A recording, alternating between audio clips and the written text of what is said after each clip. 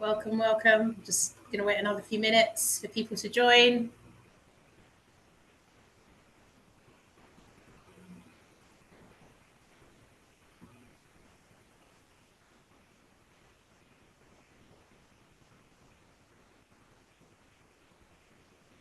Hi there, everybody. This feels very strange without having an answer back.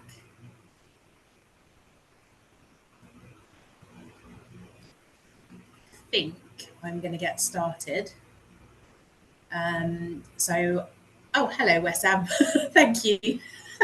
I'm used to having teenagers respond to me, so that's very reassuring. Thank you. Hello, everybody. Please do feel free to introduce yourself in the chat. Just give it another few seconds.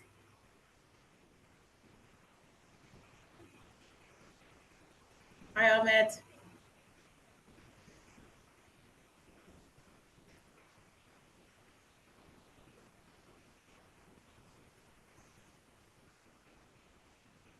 Okay, I think we're going to get going. So thank you for coming today. Welcome. My name's Djamila Boothman, and thank you for signing up to spend a little bit of time with me talking about Oracy today. I'm hoping that everybody here is keen to talk about Oracy. I'm going to kick things off with this slide. I'm just trying to make sure that I can use it. Something's gone wrong already.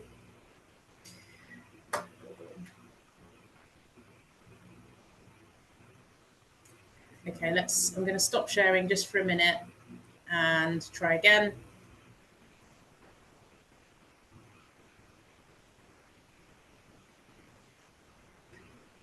Okay.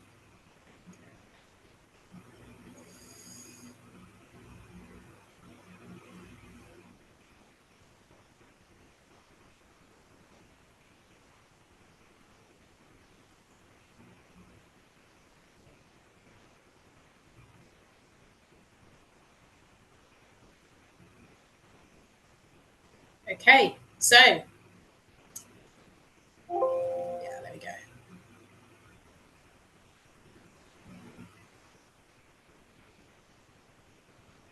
Okay, so I am going to ask you to name a country that has majorly influenced who you are today.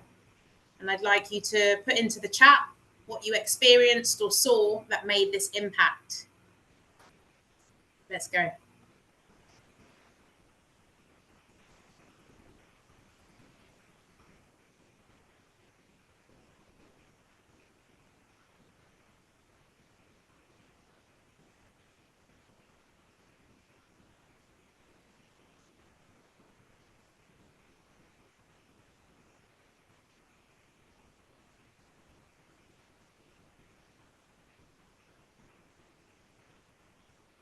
India. Lovely, Alex. Can you tell us a little bit about why? What experience did you have there? What did you see that made that impact?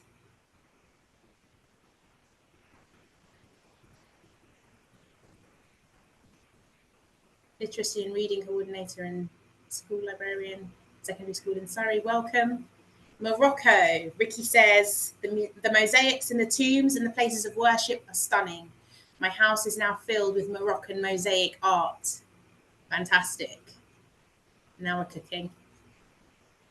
Italy, a place I've always dreamed of visiting, said Emma, but never thought I'd ever get there. The sense of history was overwhelming. I'm yet to go. It's on my bucket list. Zoe says Brazil, meeting people from completely different culture and seeing the huge array of different landscapes across just one country. Sean says Mexico, I went on a holiday and saw just how much was missing. It made the other side of colonialism so clear. Fantastic. Good. So the reason why I've asked for us to do this, to start things off, was because for me, that moment came in, well, a long time ago in my 20s when I went on holiday and I went to Antigua in the Caribbean. This is the flag. My mother was actually born there. And I went when I was around 19, 20, and I was offered a job out there, and I ended up staying there throughout my 20s into my just up until 30. And so for me, other than 365 beaches, on a deeper level, society and the way that it works in Antigua really changed my ideas about community. I've put this picture up because places like this, the marketplace, where there's a very intergenerational society, a great connection with the outdoors, and this image of a bus, which is like a taxi service that runs through the village, and this idea of good manners, everybody saying good morning to each other, the versatility of language and ancient traditions. And for me, that was completely different to London, where, I mean, I love London dearly, but let's face it, we're not the most friendly or cordial people at the best of times, certainly not on the tube in the morning. So for me, it really was a life-changing experience in terms of who I am and the way that I present myself. So we're going to talk about Oracy today.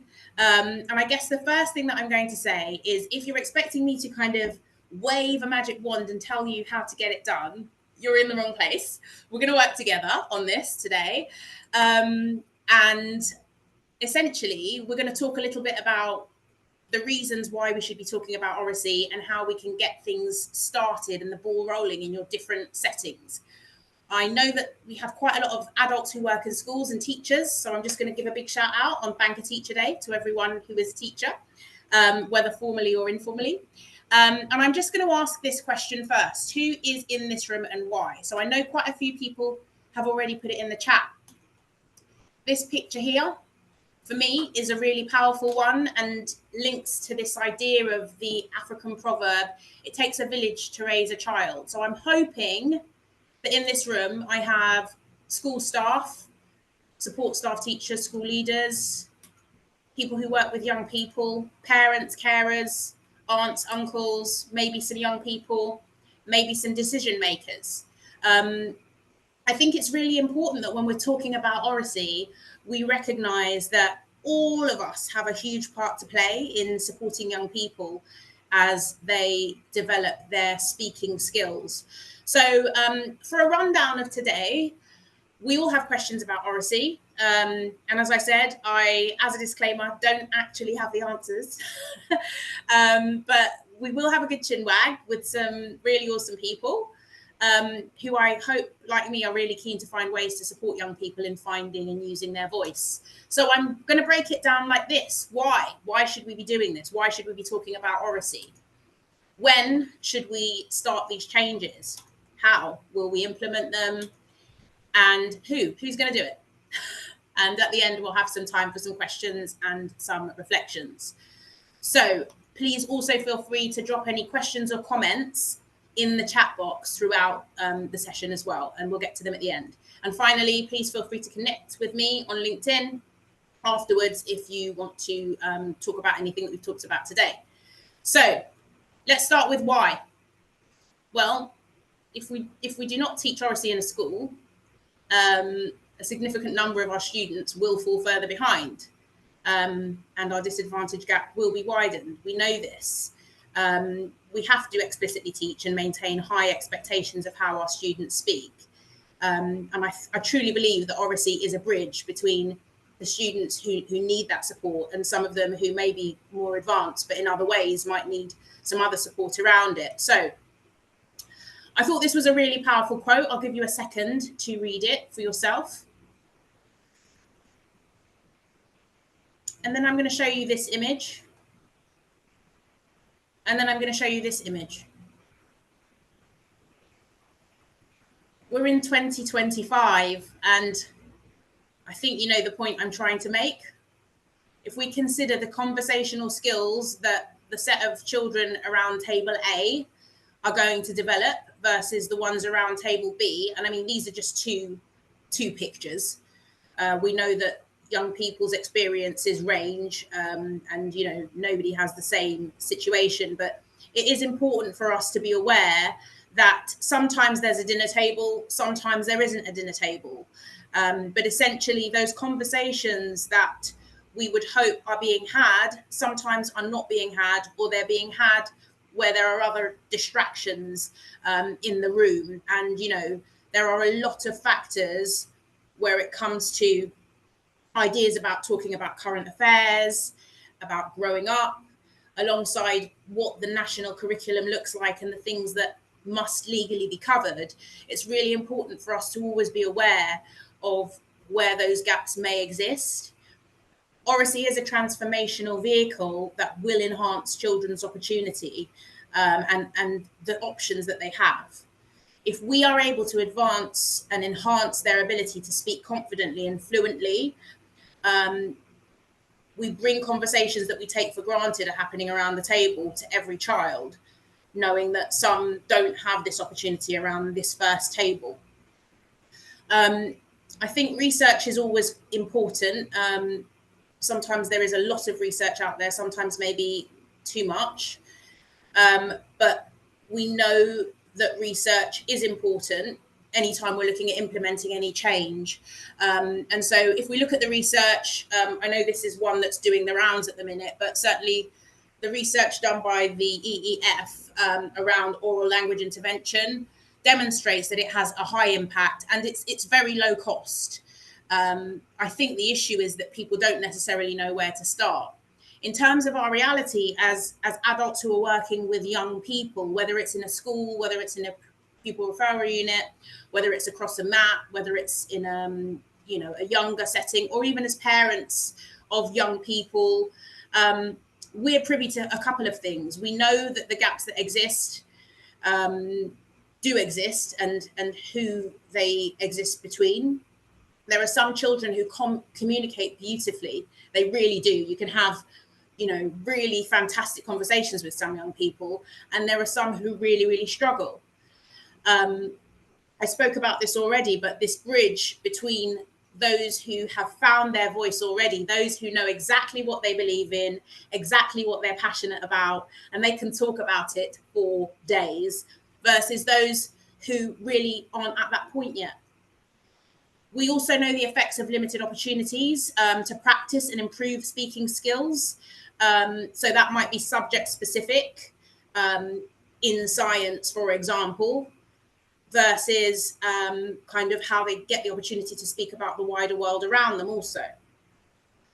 And then finally, but certainly not least, how confidence and conviction determine the quality and outcomes of those interactions. So you have a number of young people who may know a lot about a particular thing, but if they don't have the confidence or the conviction, they're not going to be able to have those interactions. They're not going to be able to get up and talk about them in a way that works well for them. So I think that both the research and the reality that we face in our settings as adults in schools or working with young people support this case for explicitly and intentionally teaching oracy skills. It's definitely what I see as an unapologetic act of tackling disadvantage, whatever that disadvantage may be. So I've talked quite a little bit. We're going to move over to you.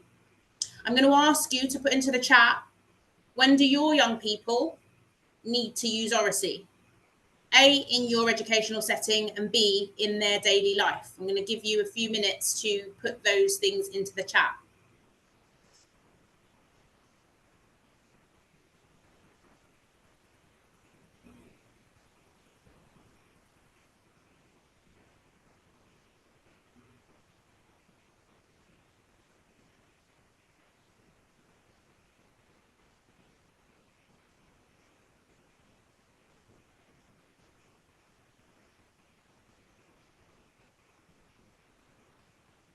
Lesson activities, job interviews, expressing their thoughts, feelings formally, to be heard, absolutely. Both.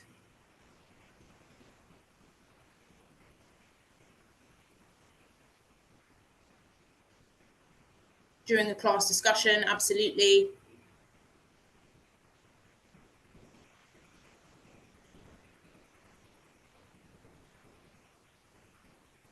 Take a few more seconds in case anyone has anything that they want to add. Retelling a story in their own words, absolutely, whether that's a real life story or something that they've learned and they're telling someone else about. Conversations, absolutely, with siblings, families, members, informal, formal, absolutely. Share their understanding of what they've been taught, sharing news, conversations with loved ones, absolutely. Thank you so much. Agreed, absolutely agreed. So I had put these ones down. I'll just show you. I will say, I was saying that when I was talking about doing this, the thing that scared me most was the idea of dealing with all of this technology at once. And certainly, I am not doing a very good job. Okay, it's frozen for me for a minute. Okay, let's try again. Perfect. Okay, so I've split it into three different things, or three stages. When do my young people need to use Oracy? Well, low stakes things are general conversations in school. It might be between friends, it might be with their teachers. It might also just be engaging in lesson. I might ask a question and a student might answer. It will also be making friends and new interactions, which does become the norm.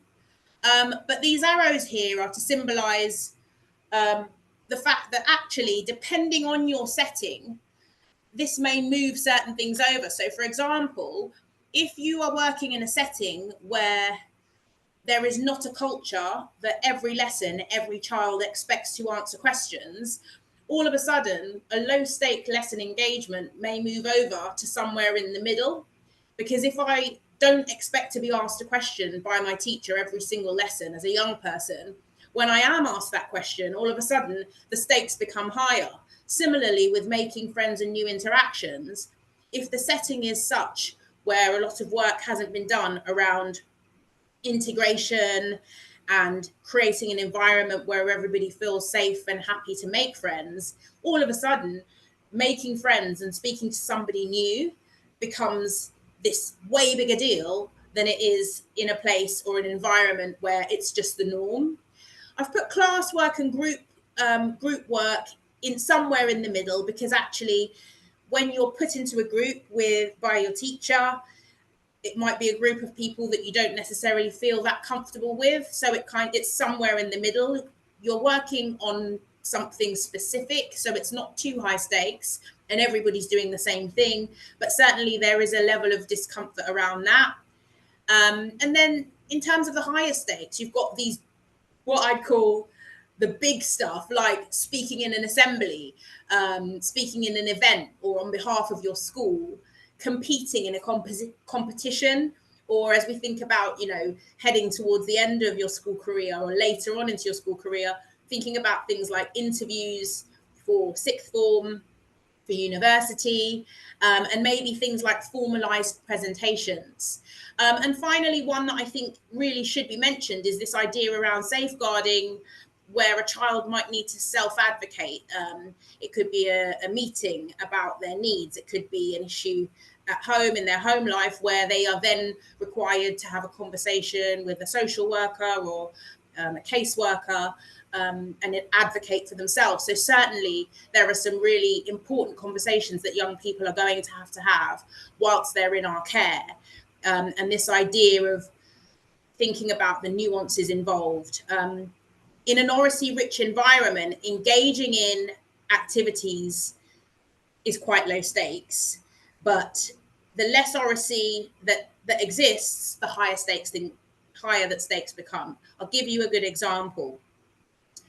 If you work in a secondary school setting and you get year sevens in, they're usually so used to having conversations and so comfortable with it that you have to almost slap their hands down. I've never done that, by the way, but they're so keen to put their hands up and say something and answer a question, that you can't stop them from talking. But then by the time they're in year 10, the same children, it's almost like pulling teeth.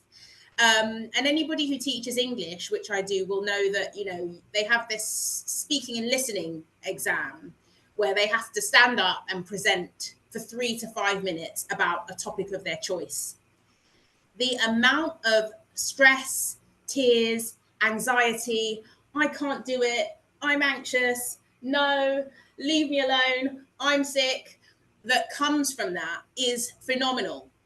And, you know, over the years, I've taught year sevens Oracy and it's changed. But what I found certainly when I started teaching was that if you present a year 10 with that proposition, you were going to have to present for 3 to 5 minutes. They are like, I'm not doing it, because they're not used to doing it. So I guess here the takeaway is that actually the more you get young people to do things, it's not just young people, it's anyone, the more that we ask of people to do these things, the more normalized they become, the lower the stakes become. And so that is something to certainly consider. Outside of the confines of our classroom, there are also other things like meetings. If we think about things like podcasts, young people might want to share their ideas.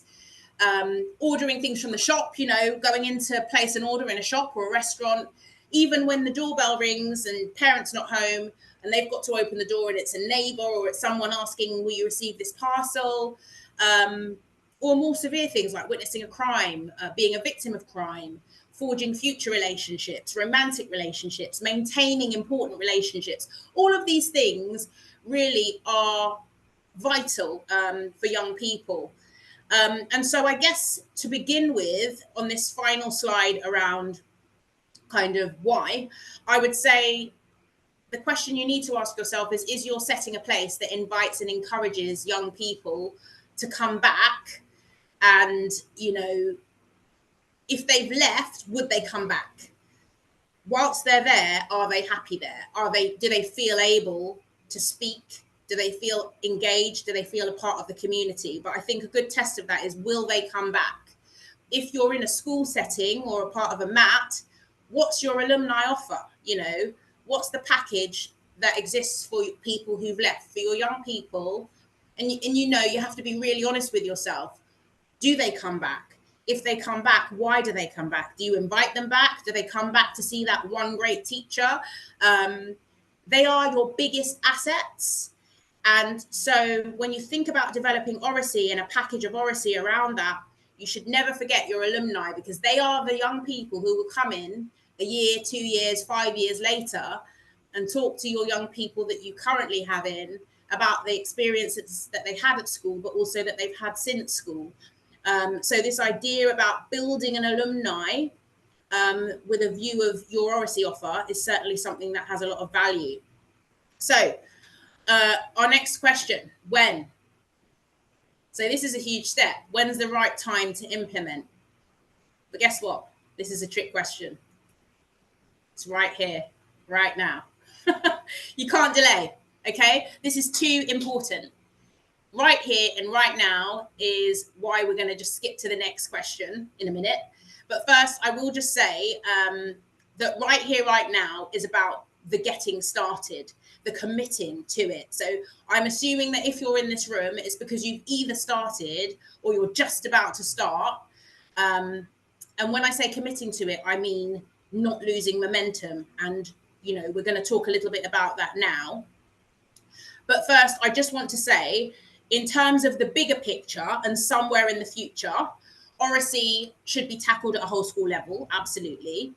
It should be incorporated consistently across the curriculum. And when I say that, what I mean is that when a child goes into maths, when a child goes into English, when a child goes into Spanish, they are expecting to speak during that lesson fluently, in full sentences, in a way that's audible to their peers, confidently. And that's the expectation across the curriculum. Somewhere in the future, Oracy is everyone's concern. There's not just one crazy person in school saying, we've got to teach the kids how to speak, but actually everybody is singing from that same hymn sheet. It's associated with success, with confidence, with skill in the young people's personal and academic lives. So where they speak about Oracy and speaking, they are associating it with their success in the future, their confidence and their skill and ability to do it. It's also established and modelled effectively by the adults in the school with plenty of encouragement in safe places. And it's practiced over and over again with lots of opportunities to make mistakes. And this might all sound like obvious stuff, but there's no way as adults that we can be asking children to speak well, to make eye contact, to be polite, to say good morning, if we aren't modeling that towards them as well as towards our colleagues. And finally, somewhere in the future, Oracy is a basic expectation for engagement in lessons. And I say that to say this. We've had a bumpy few years in education in the world, and we're still at a place, surprisingly, in schools where people are still talking about things that they were talking about when they were locked up at home. But we're not locked up at home. We are out here in the real world. And whilst we all have challenges, allowing young people to think that speaking during a lesson and engaging in a lesson is an option is doing them a disservice. I'm going to say that again. If we allow young people to believe that they don't need to speak or engage in a lesson for whatever reason, we are doing them a huge disservice. Okay? So we need to manage the narrative around it, because the narrative around it is as important as the delivery of teaching it. We have to establish a supportive culture of Oracy to give students the opportunity to develop their confidence in making themselves heard. Okay? There's no getting away from that. There are no excuses around that. There's no letter from home because this child doesn't feel able to speak. That might be the starting point, but that absolutely cannot be an accepted norm for the whole school year, for the whole school career, because then what we're saying is our expectations of this young person are so low that we're not even going to work on preparing them for success in the real world. So how?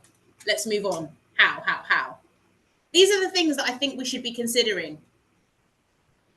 The scale of our implementation. So when I say that, I'm talking about what is the size of what you're trying to do? Are you trying to implement brilliant speaking across your entire school? Is it just a classroom? Is it an entire mat? Are you going to take it in phases? Are you just doing Key Stage 3? Are you just going to start with a class, or is your setting a youth club? Okay, so that is important in terms of thinking about how you're going to roll it out. The second thing to consider is, are there any clear and unique benefits to your setting? So thinking about where you work, where you're based, what are some of the issues that might tie directly in to developing speaking in your setting for young people? For example, do you work in an environment where geographically your school or the place that you work in brings together groups of people from around the borough, where there might be an issue with kind of that type of, gang related situations? Or is your environment one where there is a clear us versus them nature?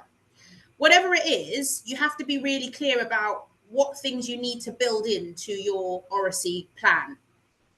You also need to consider your stakeholders. Who are the people who are affected? Who stands to gain? Who are the allies? Who are the potential allies? Who is already doing it? This one, I think, is interesting. What are the attitudes to change within your setting? Places of education can be very, very varied, and depending on things that have happened in the past, sometimes people are resistant to change. Sometimes they're really, really up for it. But it's important that you are aware of that. I've already said this, allies, who's already doing it, who might be convinced to do it, who absolutely is not going to do it until right at the end when it works out, and then they jump on the bandwagon. You need to be aware of that. where might you have the most success? So I say that again, everybody's setting is different, but I go back to this idea about year 7. If I knew that when I wanted to start on this, I was going to start with year 7s because they already were ready to talk, and when I thought about how long do I need to embed this, how long will it take for this to be taken on board, I thought, well, actually, year 11 are already focusing on their exams. They're going to be out of here in a number of months.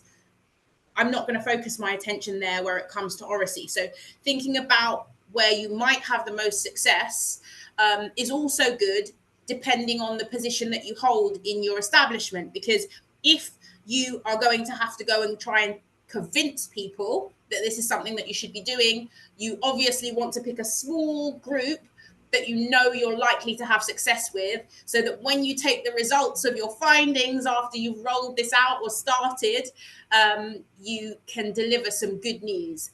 So that's also something to consider.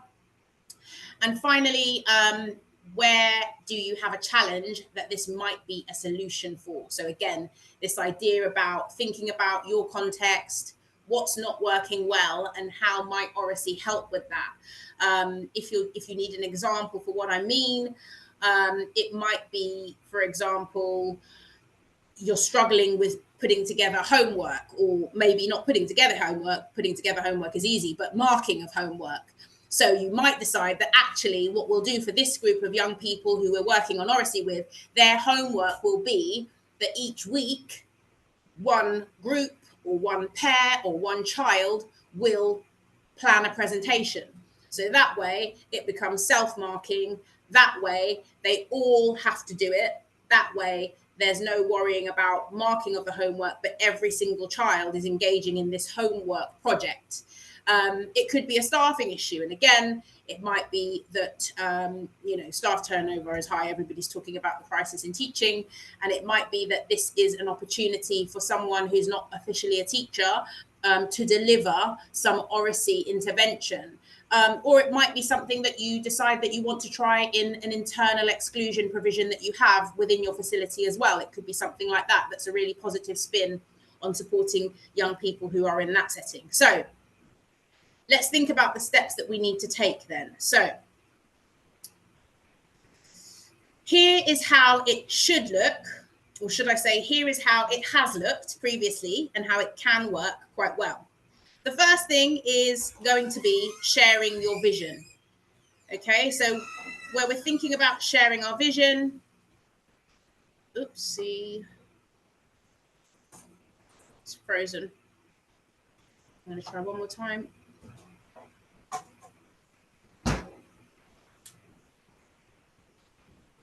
Yeah, sharing our vision. So this idea that actually for anything to work, we need to think hard about it.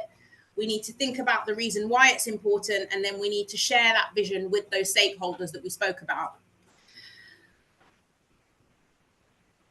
We then need to commit to a non-negotiable, and that non-negotiable needs to be permanent. And when I say that it needs to be permanent, that doesn't mean to say it won't change and evolve over time, but it needs to be something that you're going to commit to doing. You're going to share with everyone, we're all going to do this. We're all going to normalize this. But once we've agreed that we're going to do this, we can't then go back on it. So I'll give you an example. We might decide that our non-negotiable is in this place of learning, in this center, in this school, we all say good morning to each other with a smile. That's a non-negotiable. So then every single adult has to greet every young person like that. And the expectation is that the young person must also do the same thing. It doesn't matter in what order, but that's the non-negotiable. So we start with that. Once that's become embedded and that happens everywhere, we then maybe move on to something else. But when we move on to that second thing, we keep the good morning and the smile. We don't lose that. Okay. So here I've said, non-negotiable has to be valuable within your setting. And I say that to say this. The good morning one, it might sound like a small thing, but again, depending on your setting, it might be the most valuable, highest leverage thing that you could do. We all know that smiles are contagious. We all know that we have problems outside of school and our space. But when we come in, when we're in here, we're all focusing on our professional environment, our space, our role within it, our importance of community, and we're all responsible for making that happen. And we do this consistently. Okay. However, if we're already in an environment where everybody says good morning and that's not a focus, then we can think about maybe deciding that in every single classroom, every child must use full sentences. When they're asked a question, they must respond using a full sentence. If we're in a setting where every child already does, we might then decide that our non-negotiable is that we're going to incorporate U-turn subordinate clauses. So it has to be something that's valuable within your setting. There's no point in setting your plan so low that everybody's already doing it. Then there's no point. But it's important that it's incremental and it's valuable. This cannot be overstated enough. We need to make a big deal about sharing this vision. So when I say a big deal, firstly, we're being overly optimistic in our delivery. In case you haven't picked that up, I am an overly optimistic person. So we have to be overly optimistic. We have to share it. So, and this kind of links to the when a little bit. September is always a great time if you're doing this whole school in an inset session to say, this is our vision for our students. We know that improving Oracy will improve their lives for these reasons. We get the buy-in, and then we talk about our non-negotiable. We then roll out that non-negotiable in assemblies at the beginning of the year, and we talk to our young people about how improving their speaking is going to open doors for them in interviews and the things that they're doing next. So every single person's on board. We also invite parents and carers in to talk about this. And again, telling them how it's going to benefit their young people. We also invite our governors in and we talk about this. Now, here's a key thing. And I say it's a key thing because I really think it is. We must invite feedback and contribution. I'm going to let that marinate for a minute. We must invite feedback and contribution. So think about it like this. I come to you with a proposal and I say, this is a challenge, this is an issue, and I think we need to address this. So the thing that we need to address is oracy and speaking in this setting. However, if I come to you and I say, this is my plan, you're probably not going to buy into it. But if I say to you, we have to help young people to be the best that they can be through their speaking. And I think this is so important that I want you to go away and I want you to think about some of these things. These are some of my suggestions, but I want to hear your suggestions. I want feedback. I want contributions. So here is where you might have suggested some of those non-negotiable options, but you haven't set in stone what it's going to be, because that way people know genuinely this is about all of us working together to improve our young people's opportunities, and we're all invited to play part in this. So I really do advocate for this idea that although you're going to come up with a non-negotiable, it may not be set in stone, and it certainly invites all stakeholders to have some feedback, to have some buy-in, so that we all then can build this common language around it. I'm also going to put this one out there. You've got to be able to walk that walk. Video evidence of yourself is a very powerful tool. If you are trying to convince adults to spend some of their precious curriculum time working on explicitly teaching oracy and speaking, you have to show them what it can look like.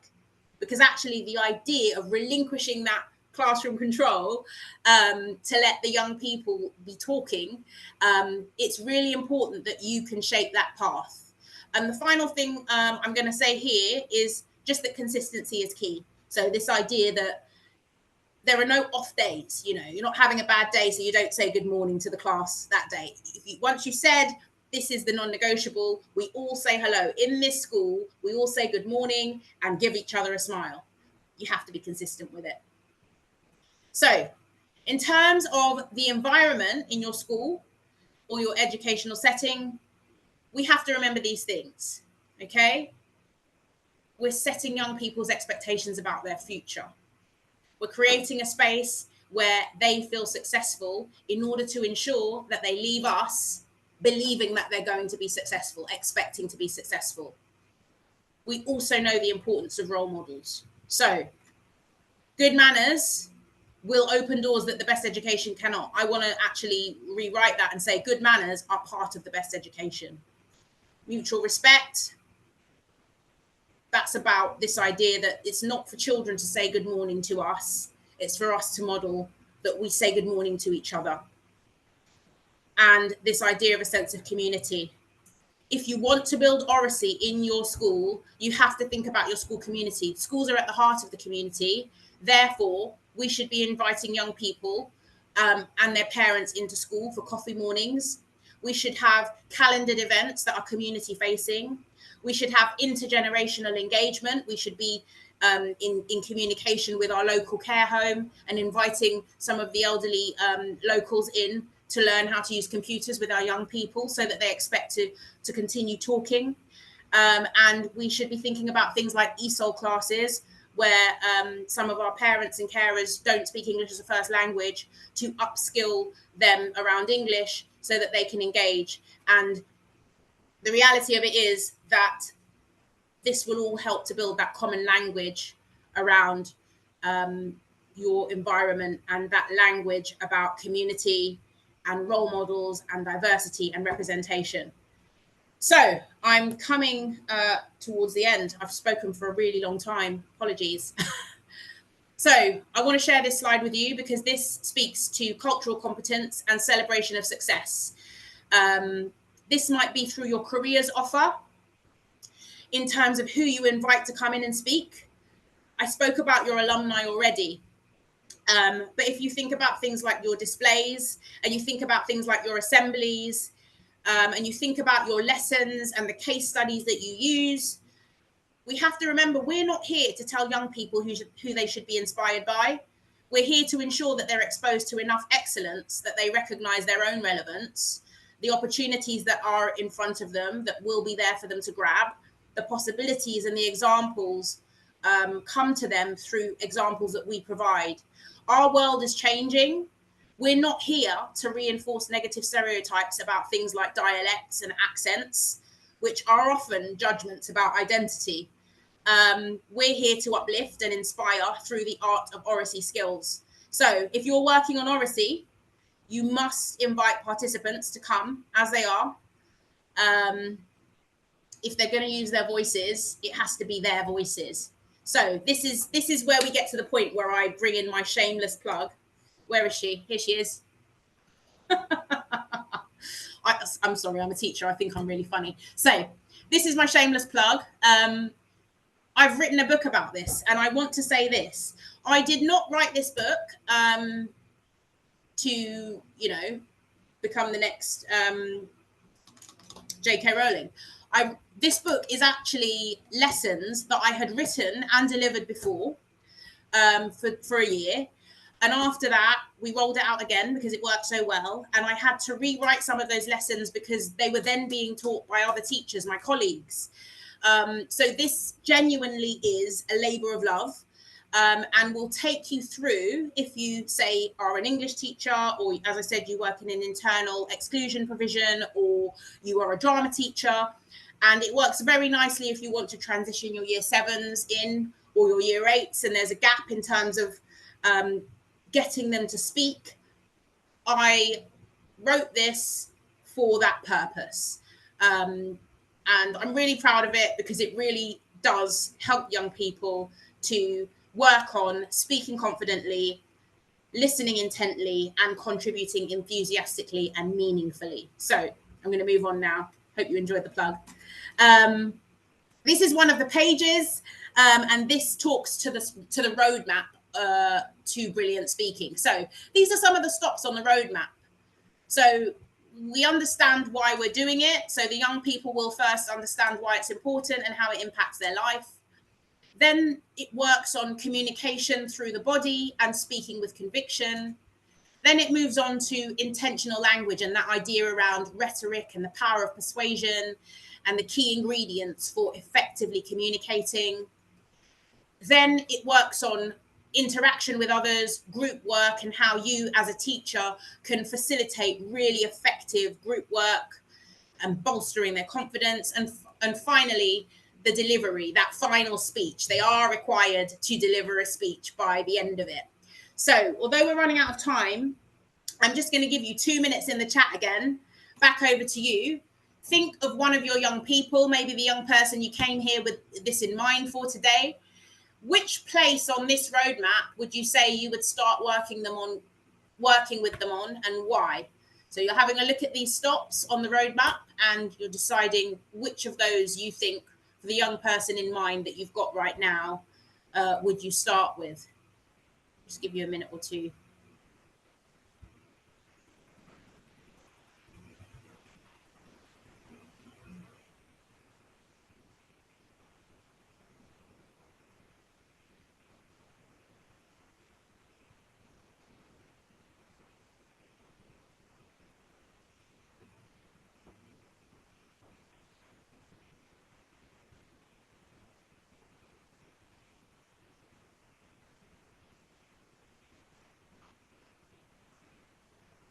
I'm going to give it another 10 seconds. I've got tumbleweed at the moment in the chat.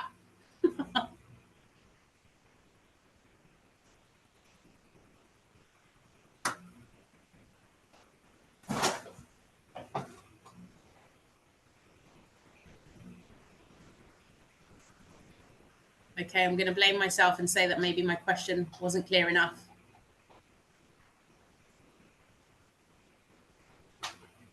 Okay, I'm going back. I'm going to just carry on.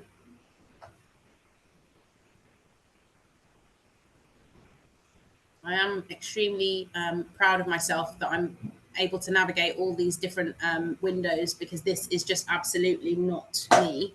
So apologies if anybody has now put something in the chat, but I've moved back to the presentation. So this roadmap is essentially a journey. And the reason that I did it this way is because I think it's really important for us to understand that Oracy is a life skill. We all know that. I'm sure that every single person in this chat is aware of something that they still need to work on to become a better speaker.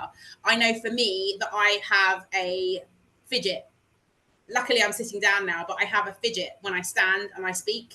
And anytime I watch myself back, I think, oh gosh. I know that I say a lot as well. So you may or may not have picked up on that. But we all have things that we're constantly working on. And so the roadmap is there because I think that it's very, very challenging for us as educators to pitch something that works for everyone. How do you pitch something that will appeal to young people who are having debates about current affairs around the dinner table?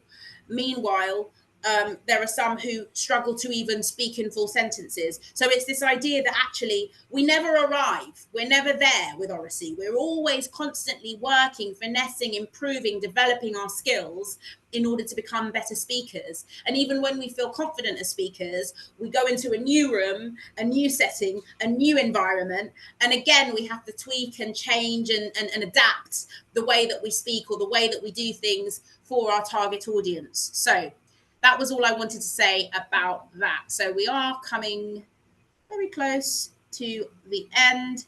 And I'm going to go with this one. Our question is who? Can anyone guess? You, obviously.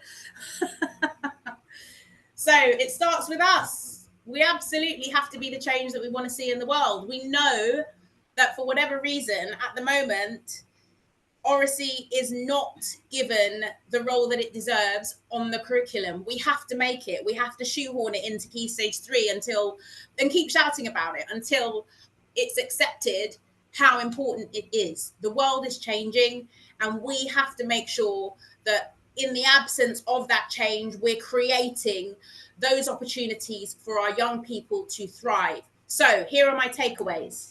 How am I doing for time? Not very well. Here are my takeaways. Takeaway 1. I've got 5 of these, by the way.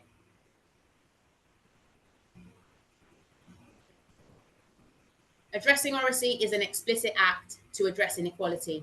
It will empower your young people. Remember when, where, and how you found your voice. I promise you, an adult likely helped you to get there. You can be that adult for so many young people. Takeaway number 2, oracy is a journey to a faraway place. We will never arrive. It's the point I just made. We're not teaching young people that, you know, once you do this, you'll have made it. No, we're teaching young people we're all on this journey together at different places. We can keep on pushing ourselves. We can keep on getting better. You've got this. Key takeaway number 3, start small, be consistent, be committed, and clear for whole school change. Everybody has to be singing from the same hymn sheet. Everybody has to be saying good morning with a smile if that's what we've committed to. And that's people working behind the scenes as well. Key takeaway number 4, empowering people is about encouraging them to turn up as the best versions of themselves. We're not trying to talk children out of dialect. We're not trying to talk them out of their accents. The world is changing. And actually, we don't know where our young people want to go. We just want to know that we've helped them to get there. So we have to empower them by inviting them to come as they are and show up as themselves. You cannot empower people by doing anything less. And finally, oracy is exciting and life-changing because it's about the power of human connection. We want to connect. As people, we need each other. One of my favorite poems by Benjamin Zephaniah, the greatest to ever do it, was people need people. We want to understand. We want to be understood. Power of human connection can save lives. And I thought that ending on that was slightly more powerful than just saying, please go and buy my book. So we've reached the end. We have got a little bit of time for questions. I'm going to stop sharing now. Let's see. I'll stop sharing.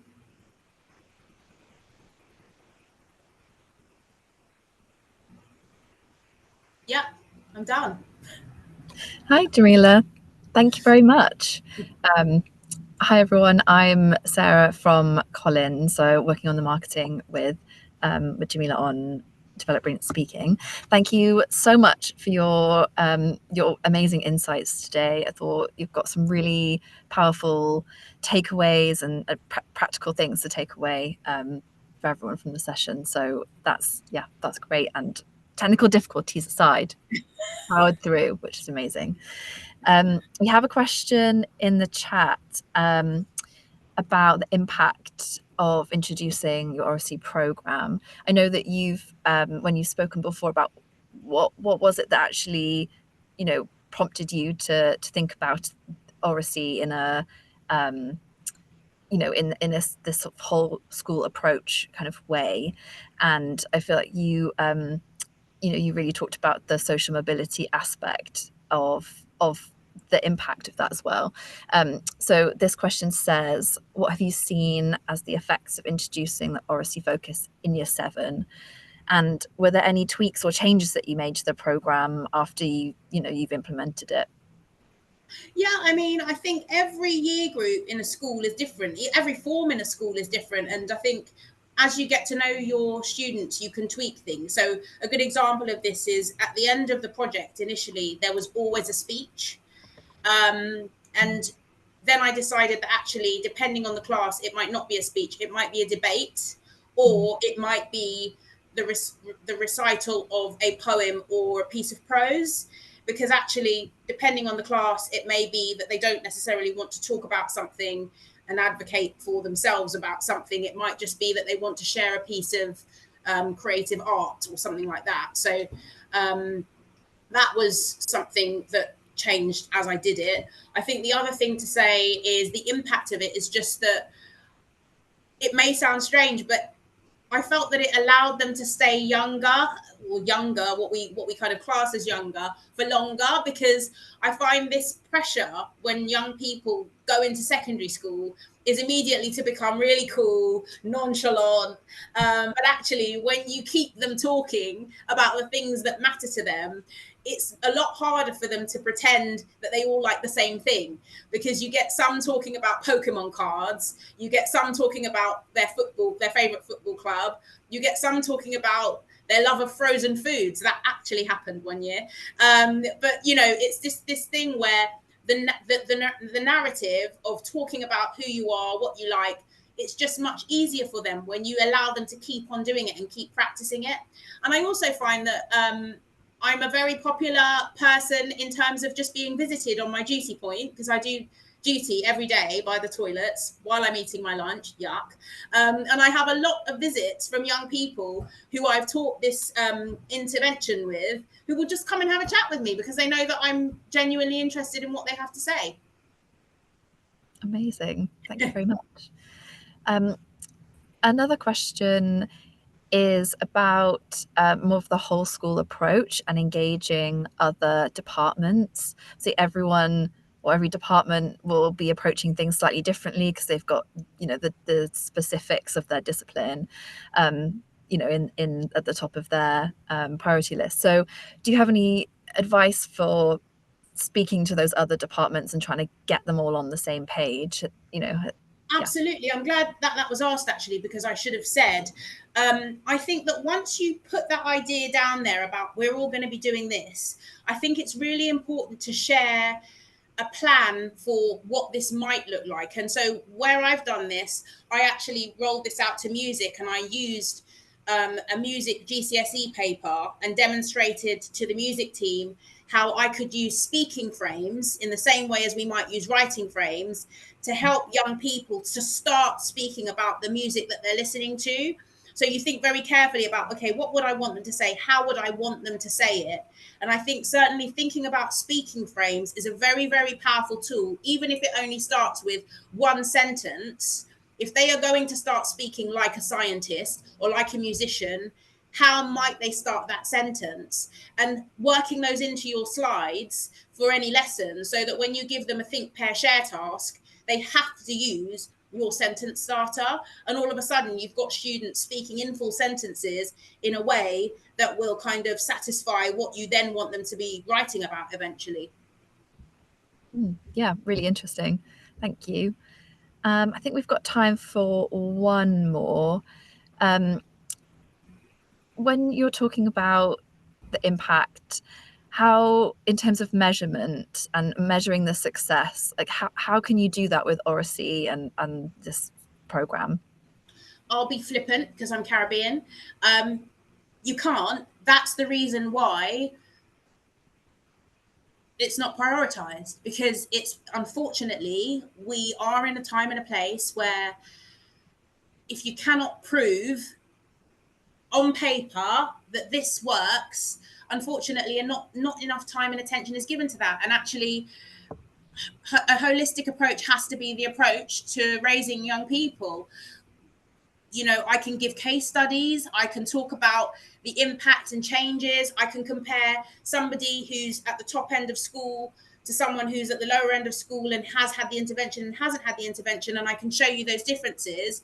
But in terms of the research, I think it's very, very difficult. And I think ultimately that's the reason why it's easier to say, let's focus on numeracy and literacy. Oracy isn't as important, and it absolutely is when we're thinking about the opportunities that are in front of young people. And we think about, yeah, it's great if you can write well. I'm an English teacher. Absolutely, they need to be able to write well. But when we think about the best opportunities that we've had, the best jobs that we've had, a lot of them came through discussion, through us being able to present ourselves well, and the things that we were able to say. And I don't think I can overstate how important I think that is for young people, especially those who don't have connections, whose parents don't work somewhere, who can't get great work experience.